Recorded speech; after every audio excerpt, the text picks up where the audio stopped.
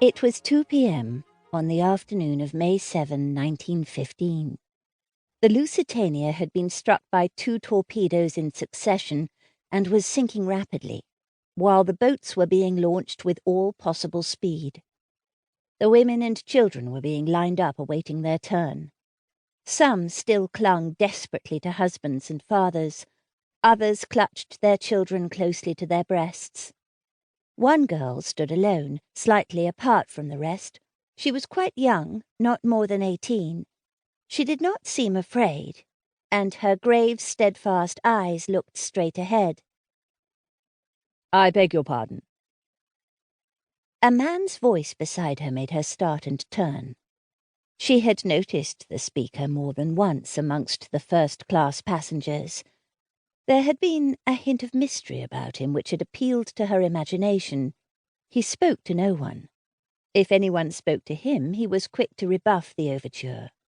Also, he had a nervous way of looking over his shoulder with a swift, suspicious glance.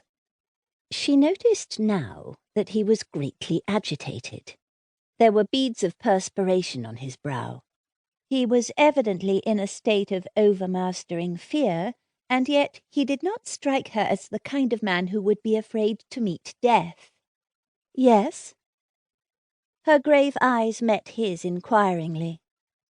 He stood looking at her with a kind of desperate irresolution. "It must be," he muttered to himself. "Yes, it is the only way."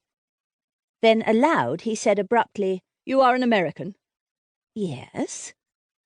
"A patriotic one?" The girl flushed. "I guess you've no right to ask such a thing. Of course I am." "Don't be offended.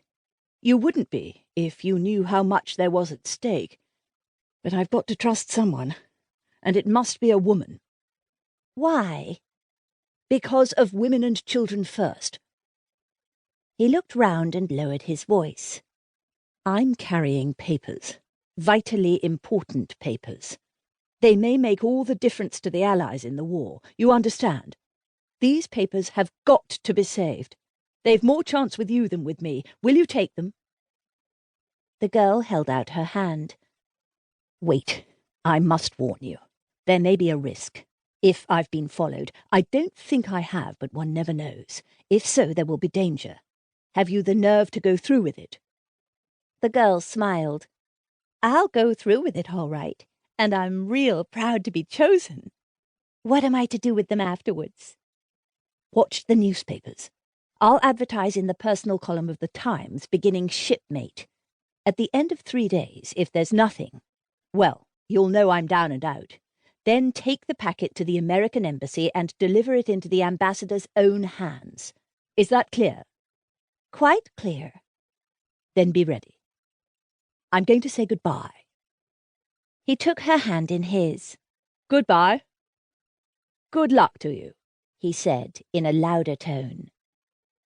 Her hand closed on the oilskin packet that had lain in his palm. The Lusitania settled with a more decided list to starboard. In answer to a quick command, the girl went forward to take her place in the boat.